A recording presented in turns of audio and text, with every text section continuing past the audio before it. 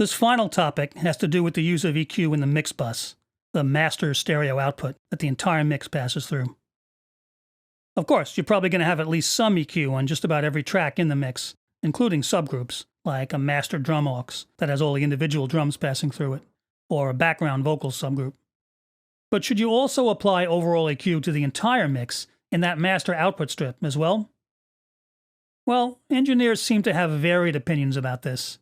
Some feel that it's best not to apply any processing in the stereo output bus, leaving that for the final stage of production, mastering.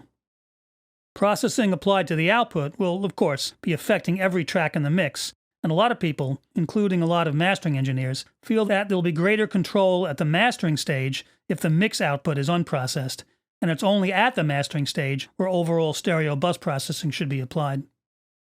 However, unlike, say, compression, overall EQ would be a little easier to undo, so even for those who would prefer to avoid it, it may be less critical than with other types of processing. But should you, as a matter of course, be in the habit of using EQ on the master bus? Well, I think it depends on why you're doing it. You want to be careful not to start applying overall EQ. That's really a reaction to some characteristic of the speakers of the room, more than to a tonal characteristic of the mix itself. If you feel a greater need to add master EQ when checking a mix only on one particular system but not on others, then proceed cautiously.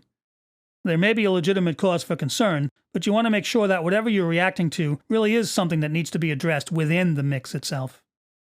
But if you're listening to your just about finished mix and you're sure that overall the mix itself is a little too bright or too thin or too bassy or whatever, would that be best addressed with master EQ or by going back to individual tracks and re-EQing there? Again, engineers vary in their views on this. Personally, I would go back and rework the individual tracks. There may be one or two tracks or instruments whose tonal balance is responsible for the overall impression you're reacting to, so why alter the tone of everything else? Again, it's back to the don't fix what ain't broke thing. Be as specific as possible, changing only what really needs to be changed.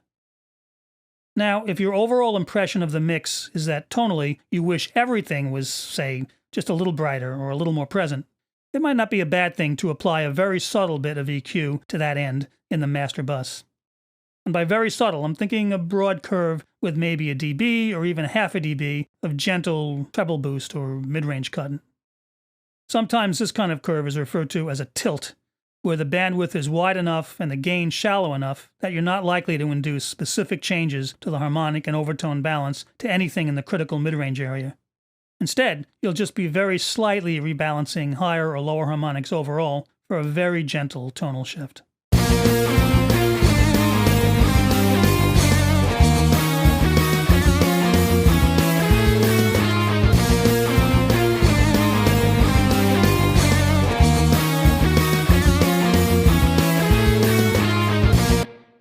This is also one of the first things people are told when it comes to mastering, that processing applied to the master bus, since it's affecting everything in the mix, needs to be much more subtle than what you typically do for individual channels. Master bus EQ, to change the overall tonal balance, should be limited to very gentle, broad curves like I described a moment ago, a dB or so here and there. And that brings us to the end of the course. I'll wrap up briefly in the next and last video.